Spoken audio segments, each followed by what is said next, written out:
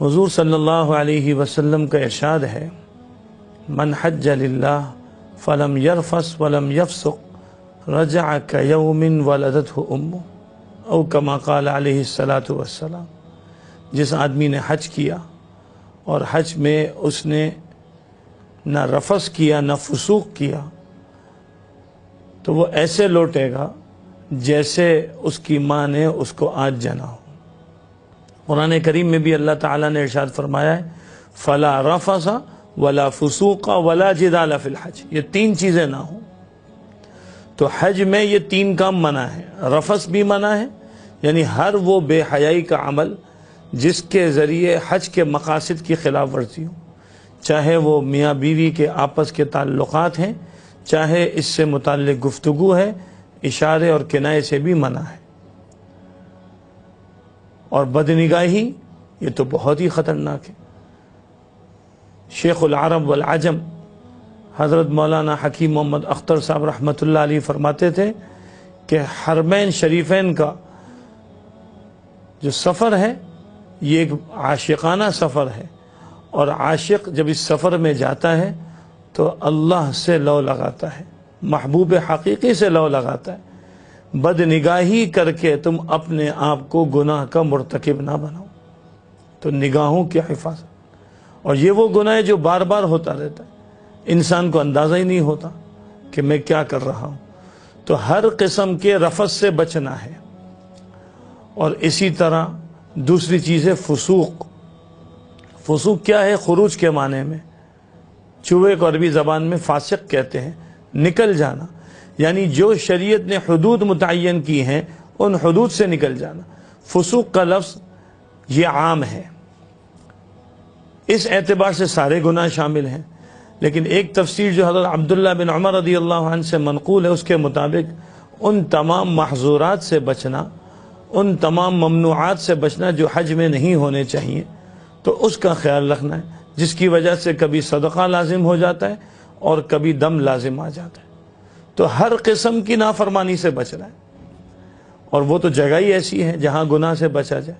وہاں ایک عبادت کا ثواب جہاں لاکھوں میں ہے تو گناہ کا جو بدلہ ہوگا وہ بھی لاکھوں میں چلا جائے۔ تو اس سے انسان کو احتیاط کرنے کی ضرورت ہے۔ اور تیسری چیز فرمائی ہے جو قرآن کریم میں ہے، وہ ہے ولا جدال فی الحج، جھگڑے سے بچنا۔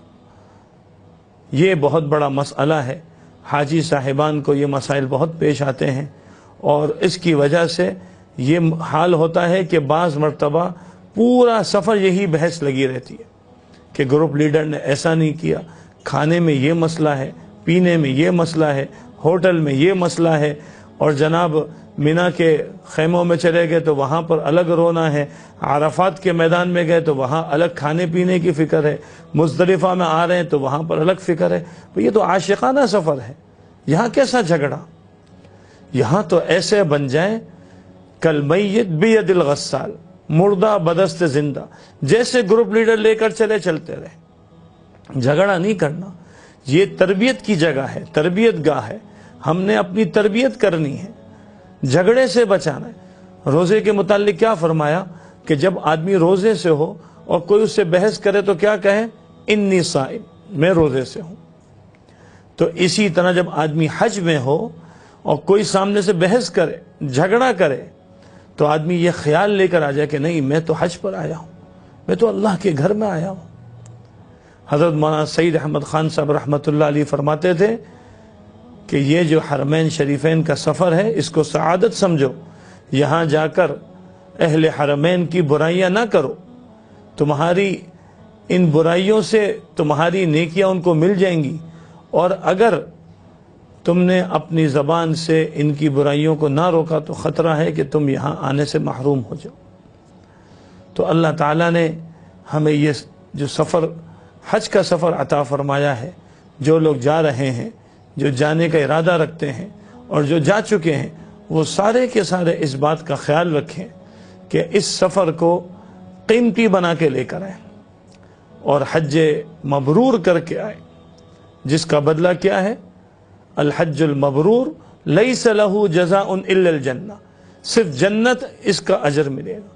تو اللہ رب العزت نے ہمیں یہ سفر عطا فرمایا، یہ خوبصورت زندگی عطا فرمائی، اس کو ہم قیمتی بنائیں اور ان محظورات سے بچیں۔ جب لوٹیں گے تو پھر فضیلت کیا؟ رجع کیوم ولدتہ امہ، ایسے لوٹیں گے جیسے آج اس کی ماں نے اس کو جنا ہے۔ تو واقعتاً حاجی بن کر آئیں گے، پاجی بن کے نہیں آئیں گے۔ اللہ تعالی ہم سب کو عمل کی توفیق عطا فرمائے۔